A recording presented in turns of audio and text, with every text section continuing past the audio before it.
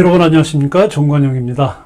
오늘은 제목에 나와 있듯이 명리학을 공부하실 때 반드시 유의해야 할 세 가지 사항에 대해서 여러분들에게 말씀을 좀 드리고자 합니다. 제가 지난 4월 말부터 지산도원TV에서 인생의 명운을 아는 이제 팔자 명리학 강의를 지금 시작하고 있죠.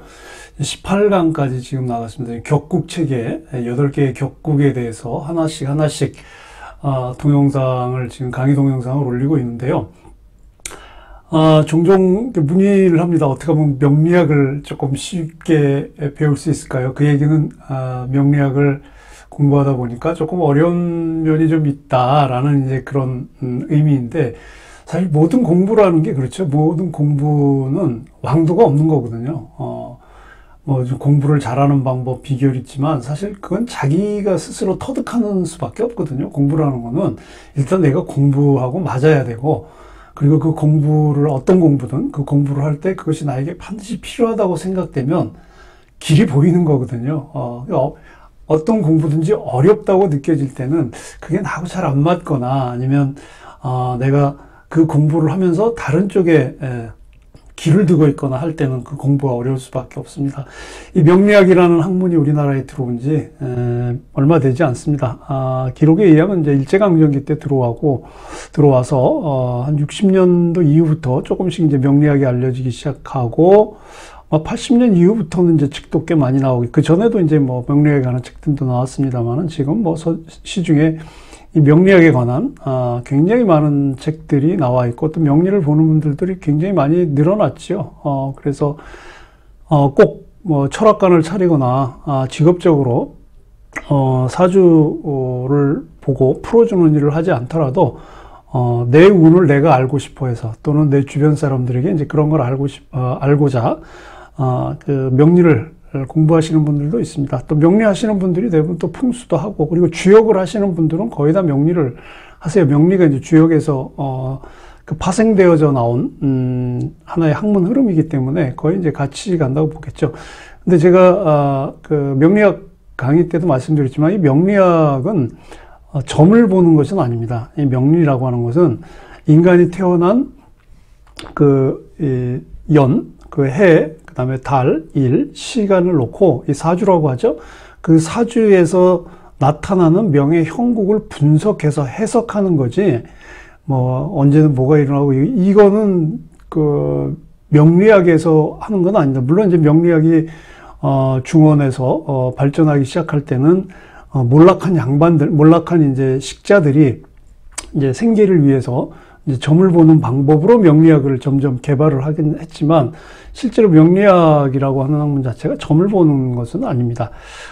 물론 이제 점을 보는 요소도 있긴 하지만, 이제 그건 조금 다른 차원이거든요. 지금 이제 명리학은 하나의 학문으로 정립되어 가고 있고, 중국이나 대만, 일본에 비해서 우리나라는 명리학이 도입되고 또 발전해온 역사, 그리고 체계적으로 그 학문적으로 수립된 역사가 좀 짧아서 여러 가지 많은 이 가르치는 방법도 있고 가르치는 선생님도 많고 합니다.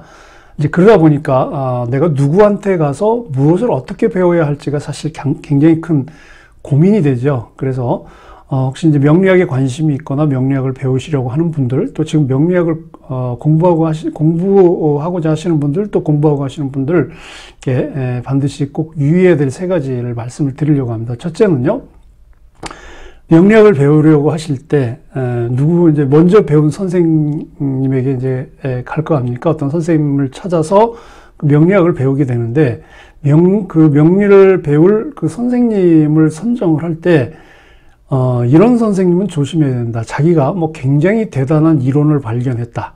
이건 나만이 알고 있는 비법이다. 이건 내가 아무도 말하지 못한 것을 찾아낸 나의 독특한 이론이다. 이렇게 이야기하는 명리 선생님들은 조심하셔야 됩니다. 제가 얼마 전에 그 풍수명리와 관련된 학회에 참여를 했었는데요. 거기에 발표 학술대회인데 참석하신 한 명리 공부하시는 분이 대단한 이론을 발견했다고 해서 발표를 하는데, 정말 말도 안 되는 이야기를 가지고 나와서 자기 얘기가 다 맞다는 거예요. 그래서 지금까지 명리가 다 틀렸다. 지금의 명리 역사가 2000년인데 명리 역사가 틀렸다고 한다고 하는 건 명리 체계가 다 무너진다는 얘기인데 그렇게 쉽게 무너지지 않거든요. 그리고 어떤 이론이라든지 어떤 학설을 주장할 때는 그게 학문적으로 검증이 돼야 됩니다. 그러니까 제도권 교육이 있고 나보다 먼저 배운 스승에게 논문을 통해서 학문적인 연구 체계를 통해서 리서치를 통해서 논리적인 체계를 세우고 그걸 논문으로 발표해서 그것이 어떤 이론적인 특별한 문제가 없다라고 생각될 때 그 사람의 연구한 것이 인정이 되는 거지. 나 혼자 공부해가지고 이건 나밖에 나 이외에는 아무도 모른다. 그건 학문에 있어서도 굉장히 잘못된 자세이고요. 또 그런 선생한테 가서 배우는 제자들이나 학생들도 잘못된 것을 배울 수밖에 없습니다. 그래서 특별한 자기만의 어떤 비법이 있다, 자기만의 특별한 해석 방법이 있다. 여러분들 이렇게 선전하거나 주장하는 명리 선생들은 가시면 안 됩니다. 그리고 두 번째 유의하셔야 될 것은요.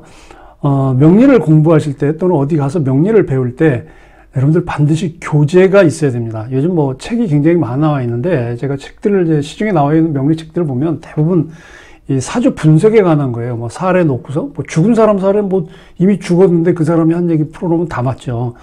주로 연월일시 해가지고 그 사주 푸는 방법에 테크닉에 관한 건 너무 많은데 물론 명리는 이제 그걸 어떻게 푸느냐 풀어서 명예형국을 어떻게 풀어서 해석하느냐가 이제 중요하긴 하나 그것만은 다가 아니라는 거죠. 그 명예형국을 풀어오는 과정이 굉장히 지난한 과정을 겪어왔고 여러 학설들이 있었고 여러 이론들이 있었어요.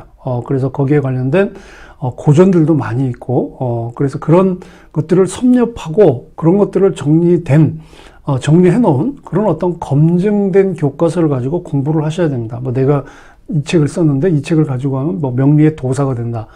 그런데 가머니설에 속으셔서 명리를 하시면 안 됩니다. 제가 지금 팔자명리학 강의를 지금 계속 나가는데 지금 제가 교환을 만들고 있어요. 그래서 교환이 필요하신 분들은 저에게 이메일을 보내시면 제가 월요일에 그 팔자명리학 동영상을 업로드 하는데 그 전주 금요일 바쁠 땐 이제 토요일 일요일 보내드리는데 어쨌든 동영상이 올라가기 전에 제 강의 교환 PDF 파일을 보내드립니다. 제가 쓰고 있는 교재는 바로 이겁니다. 팔자명리학이거든요. 이게 1권인데 1, 2권을 다 쓰고 있습니다. 그래서 1권은 이제 팔자명리학의 역사와 이론의 발전 과정이고 2권은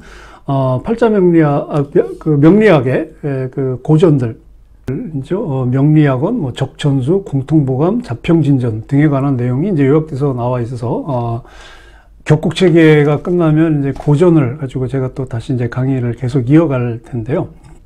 이렇게 검증된 교과서를 가지고 해야 됩니다. 이 책 명리학에는 1, 2권으로 되어 있고요.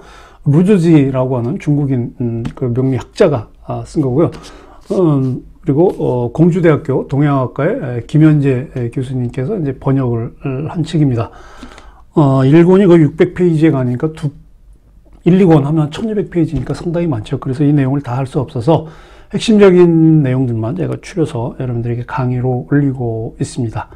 자, 그리고 이제 세 번째 여러분들이 유의하셔야 될 것은, 명리학이 반드시, 사주를 푸는 기술에만 국한되지 않는다.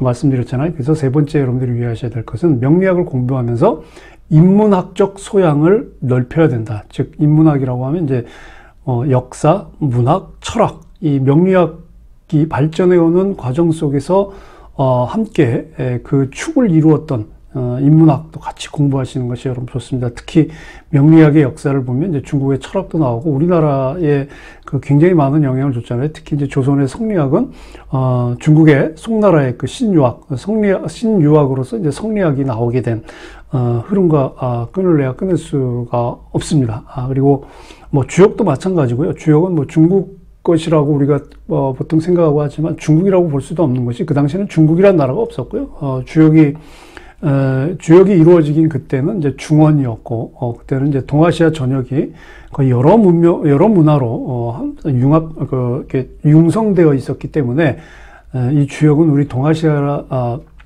문화를 이해하고 이 동아시아 사상을 이해하는데 굉장히 중요합니다.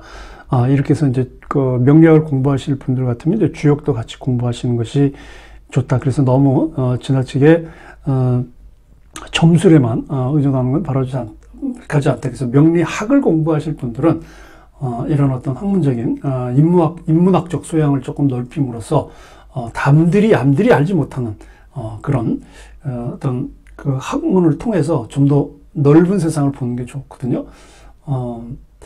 아는 만큼 세상이 보인다고 하지 않습니까? 내가 명리학을 통해서 사람의 인생, 사람의 삶, 인간의 삶, 인생은 명과 운으로 이루어져 있잖아요. 명은 바꿀 수 없는 거죠. 내가 태어난 연월일치는 바꿔질 수 없어요. 근데 살아가는 동안 이루어지는 모든 일들, 운이죠. 이 운은 얼마든지 바뀝니다. 자, 그 비결이 명리학에 담겨져 있는 거거든요. 이렇게 해서 이런 어떤 사람의 삶의 과정 속에서 녹아들어 있는 이 명운의 이 블랙박스를 여러분들이 명리학을 통해서 더 깊이 아셨으면 좋겠습니다. 오늘 명리학을 공부할 때 반드시 유의해야 할 3가지 여러분들에게 말씀드렸습니다.